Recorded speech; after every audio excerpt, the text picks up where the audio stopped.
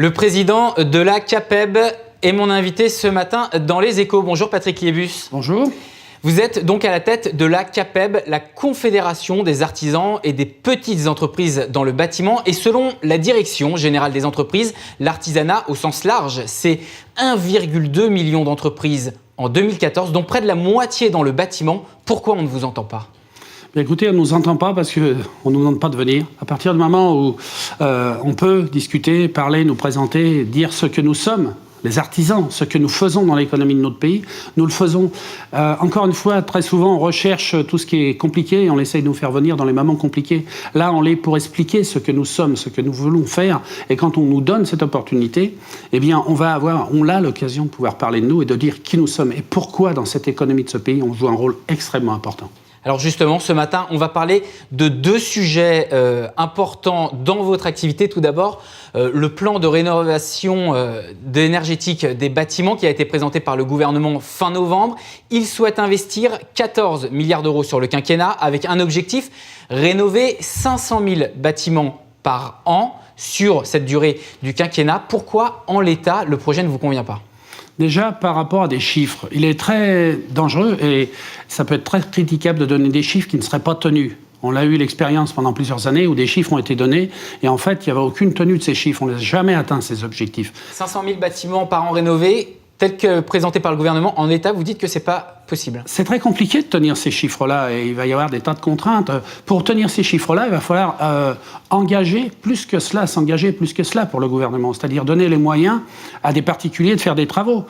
C'est pas le cas actuellement, il y a une réduction d'accompagnement pour les travaux. Et tenir ces objectifs-là, ça veut dire qu'il faut des entreprises en capacité et en connaissance. Derrière, il faut des salariés dans les entreprises. On a quand même un problème de main-d'œuvre actuellement.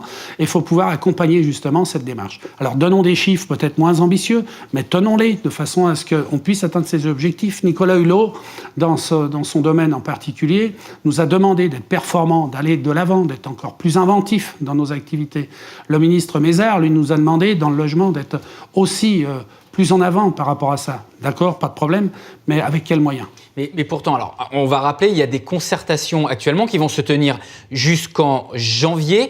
En l'état, même si vous dites que ces chiffres sont ambitieux, dans l'absolu, l'impulsion donnée par le gouvernement, ça remplit quand même votre carnet de commandes. Ça devrait être une bonne nouvelle pour vous, pour l'artisanat et les petites entreprises du bâtiment. C'est évident qu'à partir du moment où il y a une telle impulsion, ça peut avoir des effets. Mais vous savez, on est dans un secteur où on a besoin de confiance, on a besoin de durabilité. Il faut que les choses se fassent dans le temps. Alors le gouvernement, il fait des bonnes annonces, il faut qu'il les maintienne. Il faudra qu'à 2018, on voit exactement ce qu'il en est. Je prends un exemple simple, le crédit d'impôt transition énergétique. Voilà. Qui est un crédit qui était accordé à 30% pour les travaux d'isolation, pour différents travaux d'installation de chaudières, le remplacement des fenêtres, le remplacement des portes pour avoir une meilleure isolation thermique des maisons. Eh bien, on voit là, il est renié, ce crédit d'impôt transition énergétique. Alors, on a pu faire repousser la date d'application de la réduction de certaines parties du crédit d'impôt transition énergétique, sauf qu'à un moment donné, les entreprises se posent des questions, mais comment ça marche ? Qu'est-ce qu'il faut faire exactement ? Les clients s'en posent encore plus, et que ça crée des phénomènes de stop and go. Donc, il faut qu'on fasse attention. Ces annonces, il faut toujours faire très attention. Et je pense que la concertation, c'est passer du temps à échanger avec ceux qui connaissent le secteur, dans ce cas, avec nos organisations professionnelles, parce qu'on les connaissant du secteur, on les issus de ce secteur-là, on les artisans nous-mêmes, donc on connaît bien, c'est échanger avec nous pour regarder quelles sont les meilleures solutions pour arriver aux meilleurs objectifs. Patrick Liébus, je vais tempérer un peu ce que vous disiez sur le crédit impôt transition énergétique, parce que effectivement, vous disiez qu'il allait être réduit, mais Nicolas Hulot, là en tout cas, a priori, veut le prolongé pour 2018 et il sera transformé dès 2019 en prime. C'est-à-dire que pour ceux qui vont en bénéficier, ce sera beaucoup plus direct qu'un crédit d'impôt. Ça, c'est quand même une bonne nouvelle ou pas pour vous ? Alors, c'est une bonne nouvelle parce qu'à partir du moment où vous avez un système de crédit d'impôt qui sera versé à la fin des travaux, sur travaux exécutés, sur factures payées, ça ira plus vite qu'un crédit d'impôt puisque c'est un an après. Sauf qu'il reste à savoir où se situera cet espace. Nicolas Hulot, lui, pense que l'espace du crédit d'impôt tel qu'il sera donné au moment où les travaux seront terminés et facturés, lui, la hauteur de ce crédit d'impôt, il ne la connaît pas. Nous non plus, on ne la connaît pas. Mais bon, ça sera mieux dans un sens, mais il vaut mieux tout de suite savoir à quel niveau ça va se situer, de façon à ce qu'on puisse rassurer les clients qui pourraient envisager à fin 2018, donc en 2019, de faire des travaux avec un crédit d'impôt nouvelle version.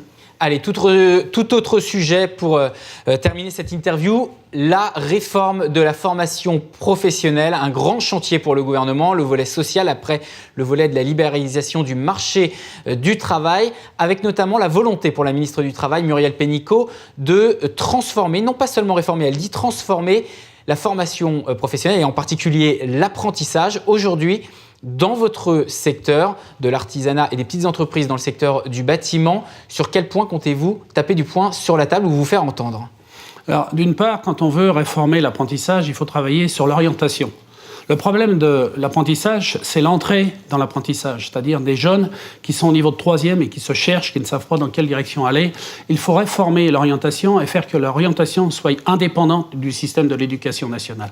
Si on la sort de ce système-là, des jeunes pourraient être orientés vers des métiers, le vôtre, le nôtre, ou peu importe, tous ces métiers-là, qui ont un attrait, des métiers qui peuvent vous conduire à monter dans l'échelle sociale du pays. Si c'est plus l'éducation nationale, qui prendrait en charge alors du coup cet apprentissage ? Soit un organisme indépendant qui puisse être à l'accompagnement, c'est l'orientation, un organisme indépendant qui pourra le faire, de façon à ce qu'il y ait une forme de parité dans la recherche à l'orientation.